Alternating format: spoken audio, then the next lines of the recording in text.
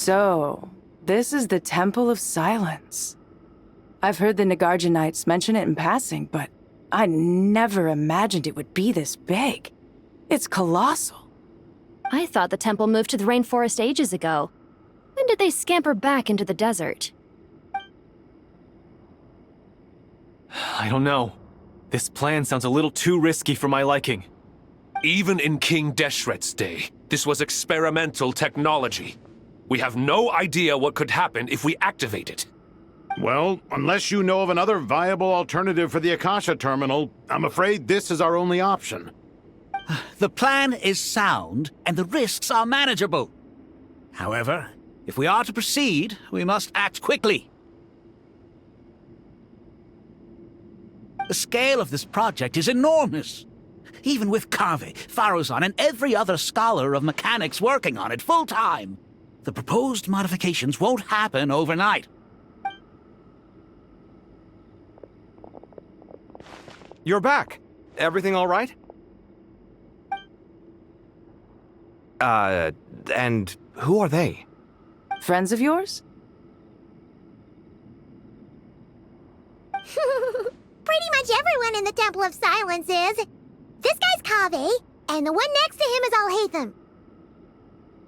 Hello, I'm Jet, and this is Liloupar. Oh, a famous name from the history books. Pleased to meet you. A friend of a friend is a friend of mine, as they say. Who's they? Huh? Do people not say that? Not in the desert. Friends you can trust, but friends of friends? Gotta keep an eye on them. Still, I do trust the Traveler's judgment. I'm sure you're good people. The sandstorms have calmed down. I take it the Gurubad problem is resolved? What did you find?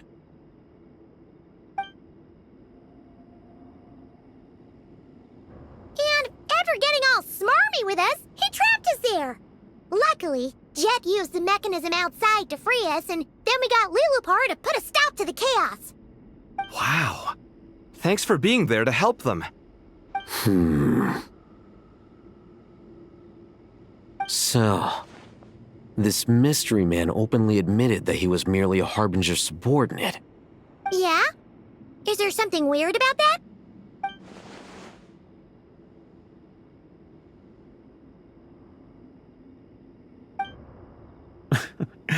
I assume you aren't naive enough to expect answers from an enemy.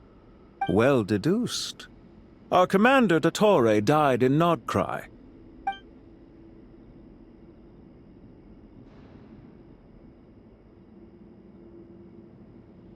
Are you wondering about his true identity? Or do you think there's a big conspiracy behind all this?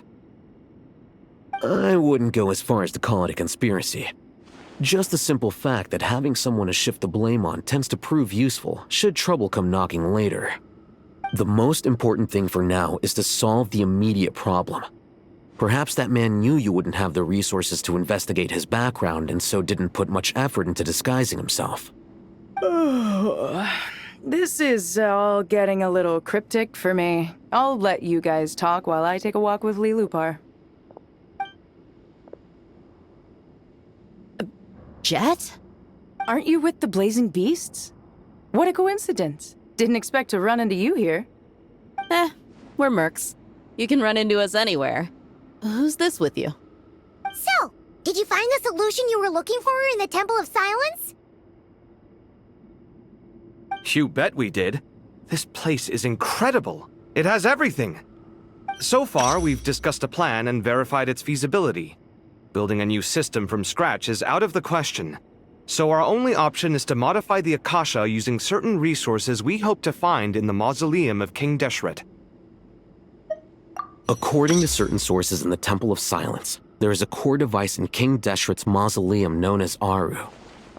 Little is known about this device in academic circles, which suggests it was hidden quite effectively. If these sources prove correct, the energy contained within Aru may be sufficient to power our Akasha renovation plan. However, this raises difficult questions regarding technological integration. The sages are still debating it.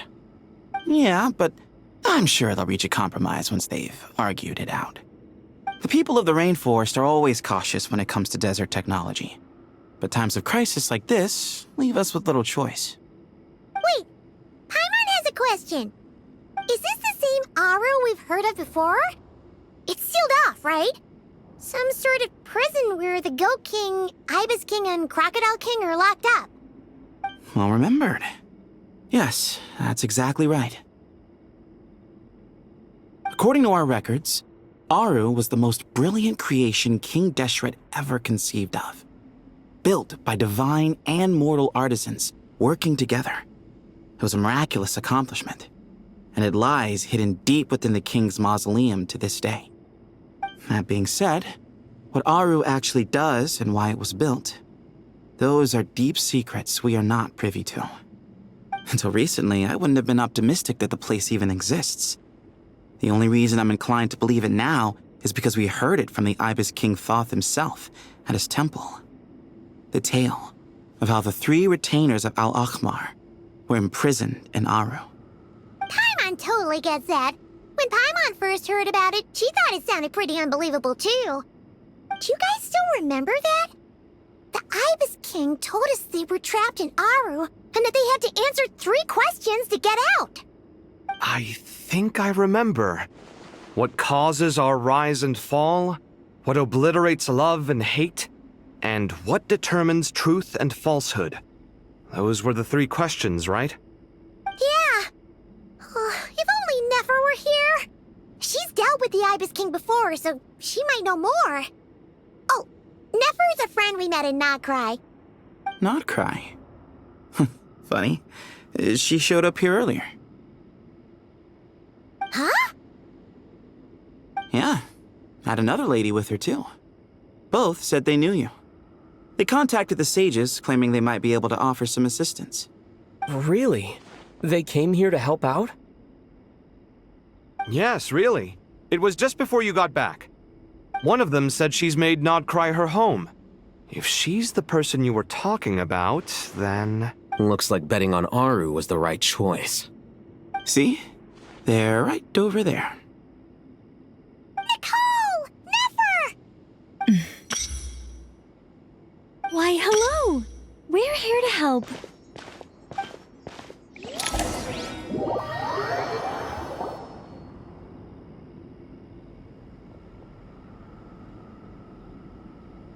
It's a good thing we left early. We almost got locked out. Locked out?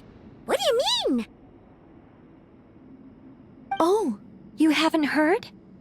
An invisible barrier has appeared around Sumeru's borders, cutting off all travel in and out. No one can leave and no one can enter. Sumeru has become a lonely island. Are the Fatui behind this too? Actually, no. This has nothing to do with them. I suspect it's a defense mechanism within Irminsul itself. Irminsul is the source of Tevat's ley lines, after all, and Sumeru is the nation closest to it. I imagine this function was put in place to seal the entire region off in the event of serious damage, preventing the disaster from spreading to the rest of Tevat. It may have been implemented long ago. But doesn't that mean that the people here won't be able to escape to other nations if the anomaly keeps spreading? Currently, that does appear to be the case, which is precisely why I am here.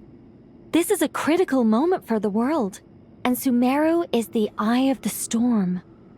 Paimon's surprised you managed to convince her to come back to Sumeru. Indeed. Even for someone of my wisdom and eloquence, this tested my skills to the limit. And why should it concern me that Sumeru's in trouble? Surely you don't think I still have feelings for that place? Judging by your tone, I suppose you don't. Sounds like you don't know much about my past. And here I thought you knew everything. All I know is that the Ibis King is the source of your power. He was quite a prominent moon envoy once upon a time, so I do know a thing or two about him. As for your past, I have ways to learn the full story if I wish to. But everyone has secrets they'd rather keep to themselves. Wouldn't you say? I'm glad you see it that way, Miss Nicole. I've chosen to call Nodcry home, which is why I did my part in its hour of need. That doesn't mean world savings become a habit with me. I have no particular desire to play hero in Sumeru, thank you. I understand. Human emotions do not appear and disappear without cause. There is always a reason to be found behind both salvation and destruction.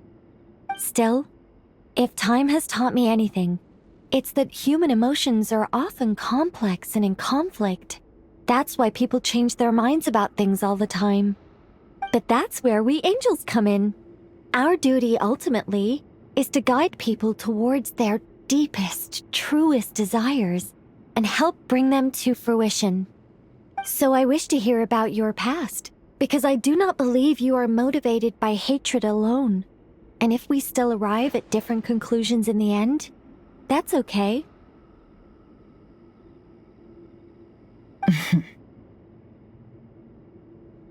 I refuse. Wait, what? But I set the atmosphere and everything. Isn't this supposed to be the moment when we finally open up to one another? Is it? Maybe I'm not so good at reading the atmosphere. You're right, Nicole. There's more to me than just hatred. Had it consumed me, I'd be left stuck in the past forever, never living in the present. But I don't think that your guidance can change my mind. The all-consuming sands, the bloodshed, both deserved and undeserved. Those old emotions cling to me like a shadow. Do you wish to shake them off? No. I hope to remember them forever. Those emotions and memories shaped me into the person I am today. They'll always be a part of me. In that case, would you like to hear my perspective, at least? Sure. It's not every day you get to hear an angel's opinion. A long, long time ago, when the angels still walked freely upon the earth, I found life tedious. Monotonous work, lukewarm relationships. Things weren't nearly as interesting as they are now. And yet, since the angels' demise, I have found myself missing those days on more than one occasion. Human emotions are often attached to a person, a place, or an object. When those things are gone, the memories quickly fade, and the emotions slip away along with them. If Sumeru were destroyed, both rainforest and desert would be no more. With the object of your hatred wiped from existence, it would not take long for the memories buried deep in your heart to slowly fade. Both love and hate are intense emotions, but they are nothing compared to the void left behind when they disappear. Most sophisticated, Miss Nicole. But anyone focused on the future could only ever applaud the destruction of the things they hate. Still, I'm a special case. Someone once told me that human memory is more selective than a Mora-hungry merchant choosing between customers. We all need a reality check once in a while, so we don't forget the truth. As much as I dislike Sumeru, this is no— I'll be upfront with you. I don't have much more on me. If that's what you need, I could borrow some from Alice. Or perhaps I could pay in sculptures. The ones I carve are actually worth quite a lot. Just cover my travel expenses. Huh? Is that all? That's all. Given all the people I owe favors to, I can just about justify a trip to Sumeru. Yehoda! Here, boss! What do you need? I'm going back to Sumeru for a while. While I'm away, you'll be in charge of the curatorium. Me? I'm in charge? Whoa! Don't worry, boss. You can count on me! And that was how the ingenious Angel Nicole brought you the perfect person for the job in your hour of need. Hip hip hooray! That was far more detailed than necessary. Not lacking in embellishment either. I never thought I'd return. Especially not the desert. But life doesn't always go as planned, I suppose. What's Candace up to? I don't think I've seen her yet. She is still taking care of things in our village. Should be joining us before too long.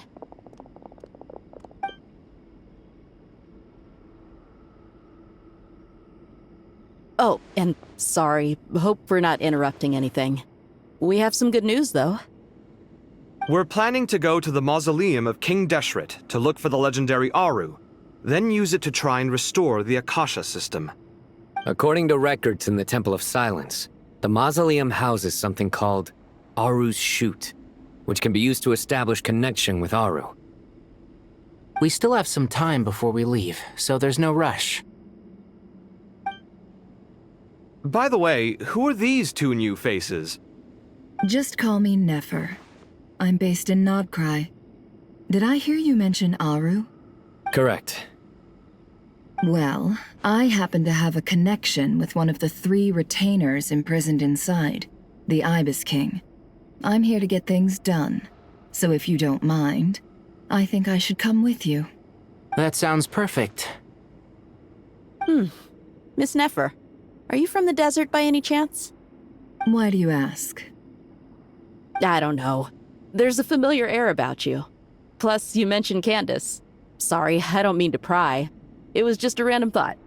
I'm Dia, an eremite mercenary. My work usually keeps me out in the desert. I'm on good terms with Dory, and she's mentioned you all before. It's nice to finally put faces to the names. However, my associate here is probably less well acquainted with you. Why don't you all introduce yourselves? Actually, I'm a little better acquainted than you might think. Huh? Huh.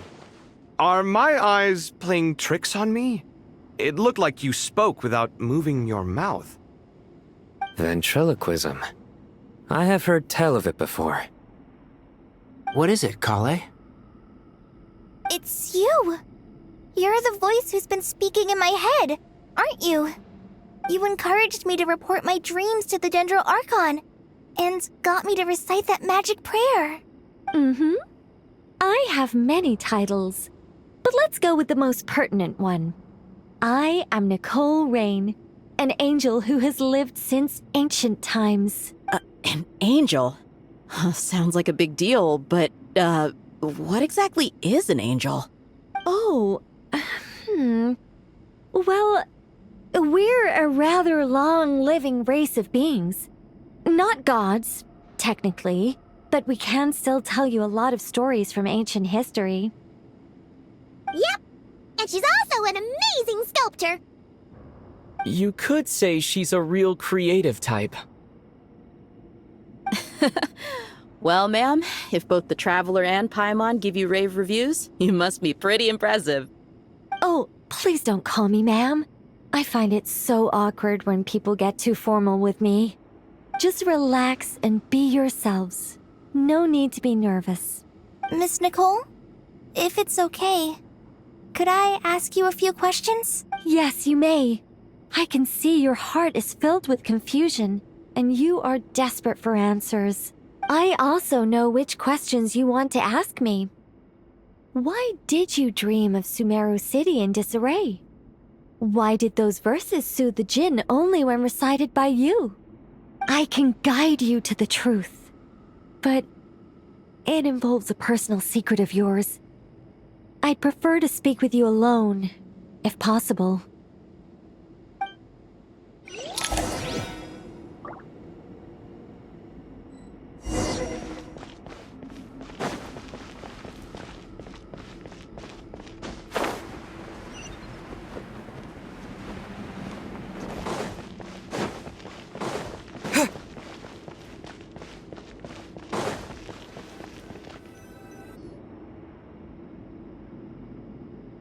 thought we were going to speak alone. This is a lot more people than I was expecting. What's wrong with it? Even the doctors at Dar al-Shifa allow patients to be accompanied by family members. Well, if Kale doesn't mind her secret being revealed, I have no problem with it. Thanks for being so considerate, Miss Nicole. I don't know what secret you mean, but whatever it is, there's no need for me to hide it from my closest friends. Closest friends? It's so nice to hear that. All right. In that case, I'll get right to it. Kale, are you aware that there are god remains inside your body? I am. When I was young, I got sick with Elazar. Nothing could cure it. The Fatui convinced my mom and dad that they could help, and I was sent to an unfamiliar place. There were a lot of other kids just like me there. This creepy guy injected us with some strange medicine, which I heard contained god remains. I can still remember the pain like it was yesterday. But thanks to the friends who've stuck by me all this time, I've gradually been able to overcome those memories. Anyway, so you're saying that what happened to me has something to do with the god remains they injected me with? Yes. Those were the remains of Nabu Malikata, the goddess of flowers. What? Huh. Fascinating. You don't seem surprised like the rest of us. Why? The possibility crossed my mind when Kale recited the Goddess of Flowers song and calmed the djinn. You made Paimon jump! What are you doing here, Liloupar? I was merely passing through when I heard the name of the Goddess of Flowers. Be assured that I share your surprise. You, with the hat. Are you certain? I sense no trace of the Lord of Flowers within her. Well, it is a very small fragment. Unless special methods are used to manifest its power, even her closest acquaintances would find it near impossible to detect. After the goddess passed away, her remains were scattered across the desert. King Deshret gathered all the pieces he could find and buried them in the Eternal Oasis. But some fragments remained unaccounted for. Eventually, the Fatui must have found a way to track some of them down. Presumably for use in some experiment. It's not an uncommon occurrence. You're more shaken than I thought. In one sense, you've been extraordinarily lucky. So many people who yearn for this kind of power never attain it, yet you have coexisted with her all this time without even realizing it. I don't know what to say.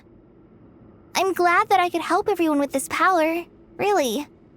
But knowing that a fragment of the Goddess of Flowers is inside my body is... it's a strange feeling. Well, people value their autonomy very highly. Even a well-intentioned intruder can shake one's sense of self. I understand how you feel, Kale. But once you get used to it, you'll find it's nothing to be concerned about. Huh. I guess you, of all people, have a good reason to speak on this. 2 good reasons, in fact. Incidentally, 3 is the maximum number of Hermanubis' Ba fragments that I could bear. Let me guess. Because 2's company but 3's a crowd? Thanks for helping to explain the joke, Tainari. Not my intention. Goddess preserve me. I should take my leave. This boy in his wolf's head hat speaks much too differently from the Hermanubis I remember. Kale, all I'm trying to say is, no matter how many Hermanubis fragments there are within me, you wouldn't think of me as Hermanubis. In the same way, you are simply you. Yeah, I know what you mean.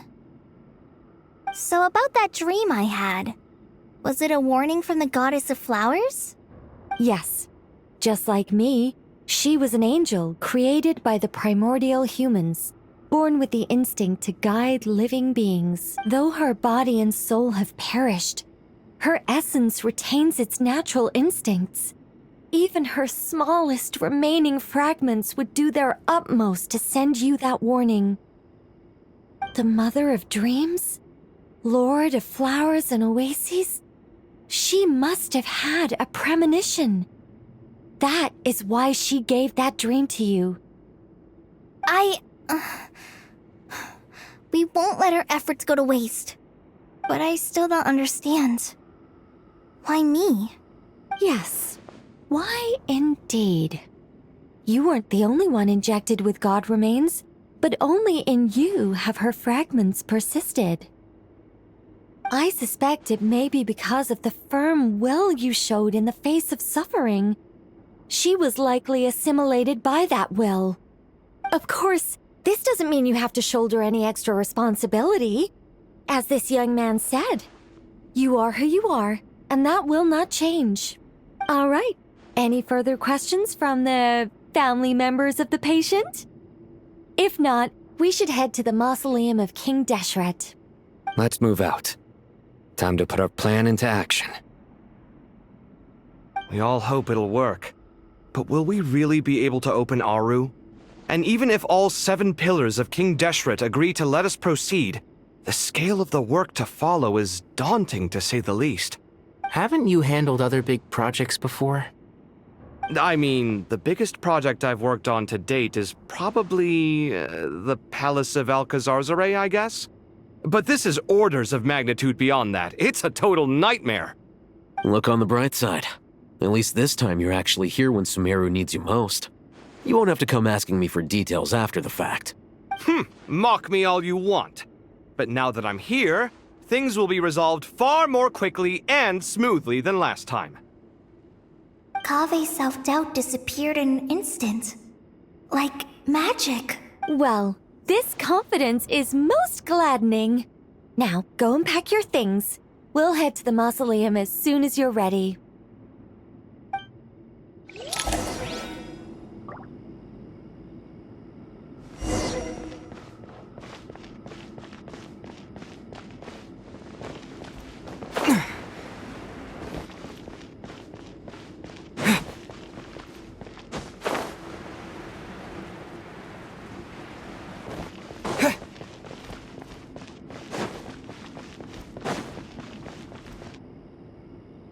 Oh, Miss Nicole.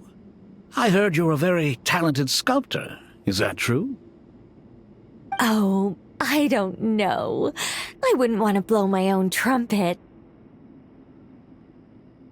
Honestly, even though Kasharawar is best known for its focus on mechanics, plenty of Kasharawar scholars are quite serious about sculpting as a hobby. So if they rate your work, that's enough for us. We just have to take a look. Who's we? Myself and a few other scholars. Kashif, Daneshvar, come take a look. Oh, well, if you insist, I suppose there's no harm in showing you.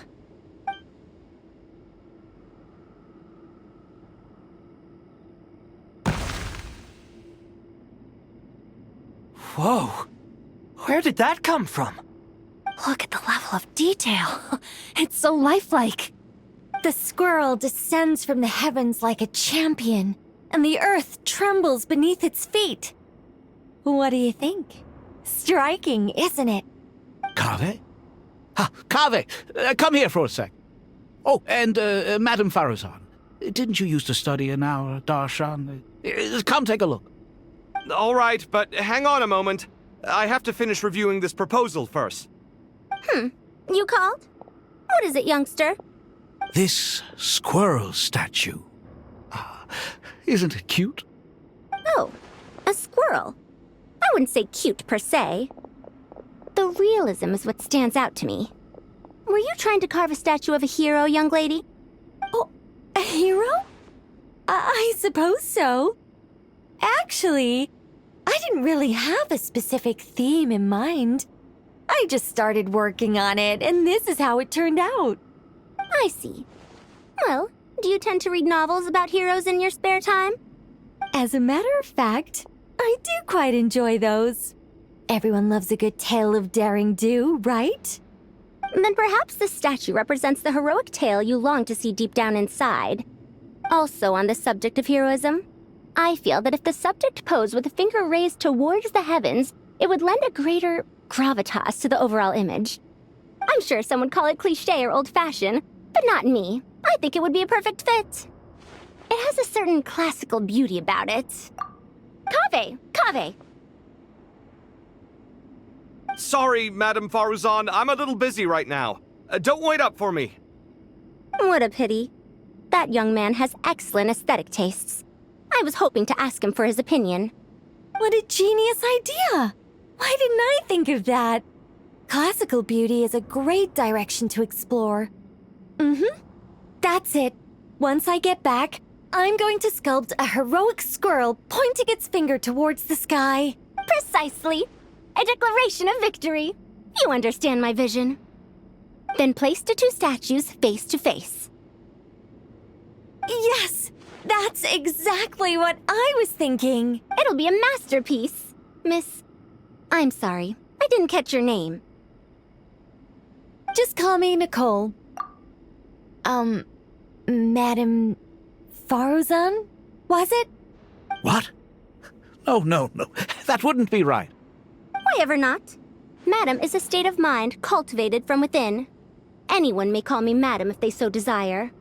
My dear Miss Nicole, once we make it through these trying times, should we have the pleasure of meeting again, I shall look forward to seeing your new work. In this day of age, it's rare to find people with an appreciation for classical aesthetics. Meeting you was truly a pleasant surprise.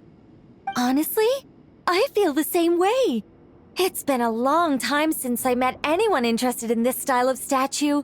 Clearly, they don't call you Madam for nothing. Also, I have to say, you're a very good judge of character. Because when I think about it, I really am someone who likes stories about heroes. That must be why I've quietly kept watch over generation after generation of them. Sorry, keeping watch over heroes? What exactly do you do for a living? Oh, never mind that. Let's not tell Madame Faruzan about Miss Nicole's true identity for now. Good idea. Let's limit the conversation to aesthetics.